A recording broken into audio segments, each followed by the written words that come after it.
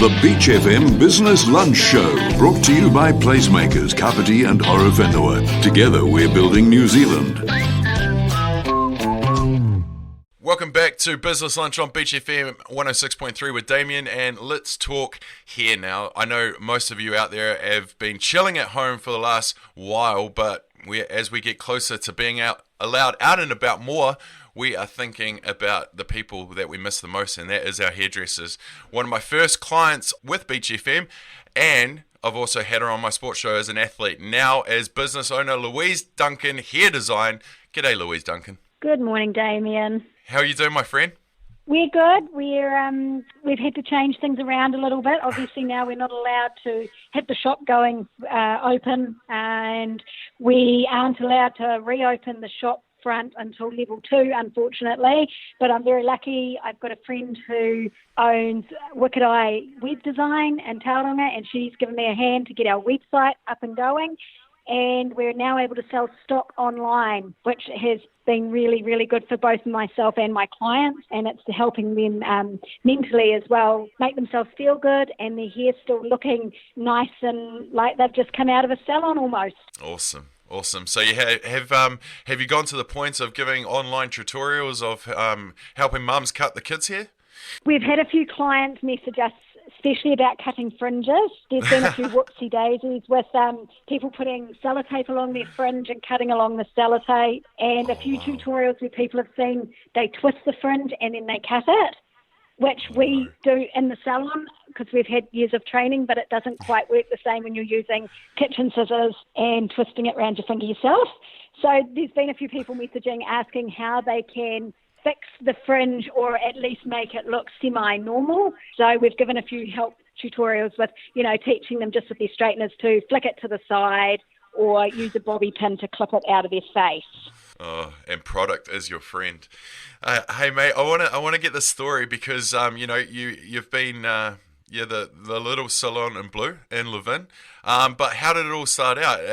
Was it something you did through high school and just continued, or was it something that you just thought now's my time? I actually started through high school. I did hairdressing at Horowhenua College and did a gateway program where I was lucky enough to get into one of Levin's really top salons, Mad Hairdressing, with Michael and David. And I was working there just after school for a few hours and doing one day a week on gateway.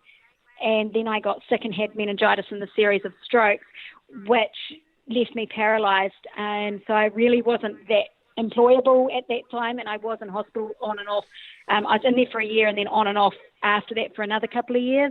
And the boys still were willing to have me and gave me a chance to work with the clients and that sort of thing. So I signed on as an apprentice with them and did my time there, and I was with them for 10 years. And I won the Jasmine at Beth Memorial Scholarship while I was training, which was really exciting, and that gave me a scholarship which I could use to forward my training. So I went to Sydney, which is at Hair Expo, and we did some training with Vidal Sassoon and things like that over there. And then when I came back, I decided that I wanted to do something more. So I decided to open my own shop, and I was really fortunate. All my clients followed me, and Michael and David were very supportive of my new venture, which made a huge difference, and we've been there ever since. Amazing. What were some of those biggest learnings early on as a business owner? We're very lucky with Michael and David because I'd worked there for so long, and I had done a lot of salon management with my advanced hairdressing that I got through my Jasmine at Beth scholarship. I had a lot of help and resources to me, and my mum and dad both own businesses, and so is my grandfather. So I had a lot of backup which helped me through and helped me get to where I am today with the business, as well as wonderful clients that supported me the whole way through. Any questions that I've had regarding accounting and things like that, I use Darren Pilato in Foxton, and he's amazing. He has had me ring him at all sorts of hours and email him with all sorts of stupid questions, and he always says there's never any stupid questions, which is really good because sometimes I felt like some of the questions I sent were really ridiculous. But it's all about the people that are around you and that support you in your ventures, and that's what makes it such a great community and area because everyone's so behind everyone else. Absolutely. And that's one of the biggest fears for anybody going into and starting their own company, business, or taking a step out to the unknown is, thinking that you're doing it by yourself, but you're not, because there's so many great people around you in such a community. Exactly, and it makes such a difference. Absolutely. Well, mate, how has I know business for you was going awesome. You were fully booked up. You were more pushing product than the actual appointments because of the slots were limited. How has that clientele kept in touch? Like, how have you kept in touch with your clients?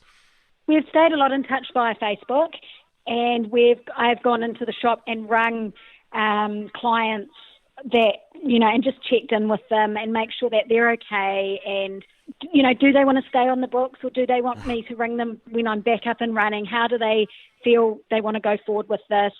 And so far I've got a list as long as my arm, which is great. Awesome. And I'm not sure how I'm going to fit 10 weeks worth or 13 weeks worth of clients in to begin with, but we're going to make it work. And everyone's been really understanding about, when we are allowed to open, it may be a point of they can't have their full head of foils this appointment. They will need to have a half head or a T-section just to make it easier and to get everyone booked in. And a few clients have gone online and purchased. We've got a root touch-up spray, which then you can just blend out your roots and it just washes out. So it means that it's not affecting their colour for when they come back, and hopefully when we reopen at level 2, which will make it a lot easier for both me and them, and it makes them feel good while they're at home because they can see it in the mirror that their greys aren't showing. Yeah, brilliant. Absolutely brilliant. Hey, lastly, mate, I know this has been a time of reflection and education for a lot of us.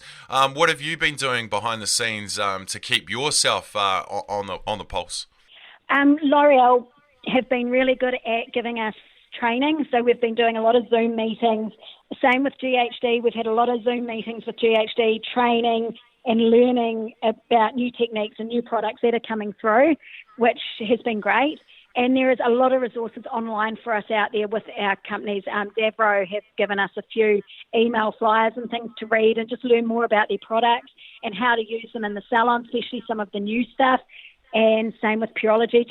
It's basically just keeping up with what we already know, but just making sure we've got it all under our hats for when we do go back to work.